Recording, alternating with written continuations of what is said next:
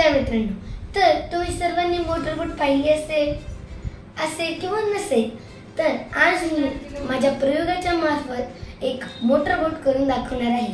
चला तर मी साहित्य सांगते। एक मी प्लास्टिकची बॉटल घेतली आहे, 2 पेन्सिल, एक 5 ते 6 सेंटीमीटरचा मी स्केलचा तुकडा घेतला, इथं 10 ते 8 मी रबर घेतली तिथं, आणि एका प्लास्टिकच्या टोपल्यात मी पाणी घेतले।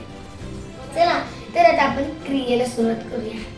आता आपल्याला या पेन्सिल नीट लावायच्या, म्हणजे एक अशा जवळ जवळ चिटकून नाही लावायच्या, एक इकडच्या साइडनी आणि दुसरी इकडच्या साइडनी।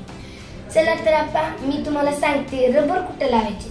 सर्वप्रथम आपण एक रबर इथं लावणार आहोत, असं एक रबर लावायचं इथं।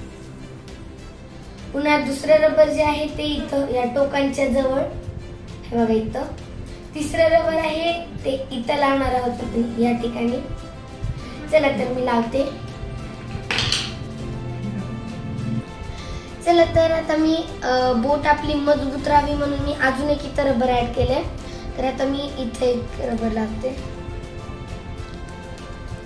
आता जे मी 5 ते 6 सेंटीमीटरची स्केलचा तुकडा जो घेतला होता, त्याला आता मी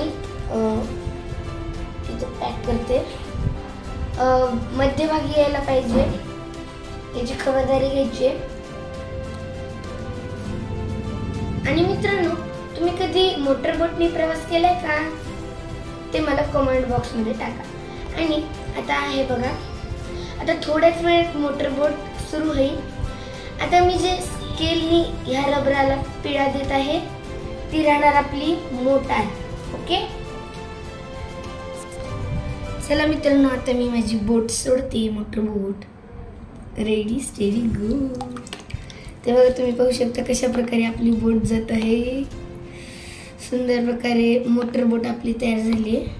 थोडं अडकल्यामुळे मी त्याला पुढे ढकलते। म्हणजे आता जो आपण मोटरबोटचा प्रयोग केला त्याचं वैज्ञानिक तत्व मी आता तुम्हाला सांगते। जेव्हा आपण रबर बँडनी पीळ देतो ह्या स्केलला, तेव्हा रबर हे गुंडाळले जाते।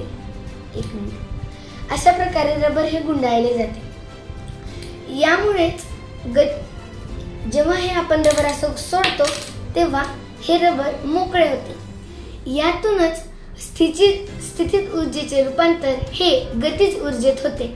म्हणूनच जेव्हा आपण हे स्केलला रबरला पिळा देऊन असं पाण्यात सोडलं होतं, तेव्हा आपली मोटरबोट पटकन पुढे जात होती।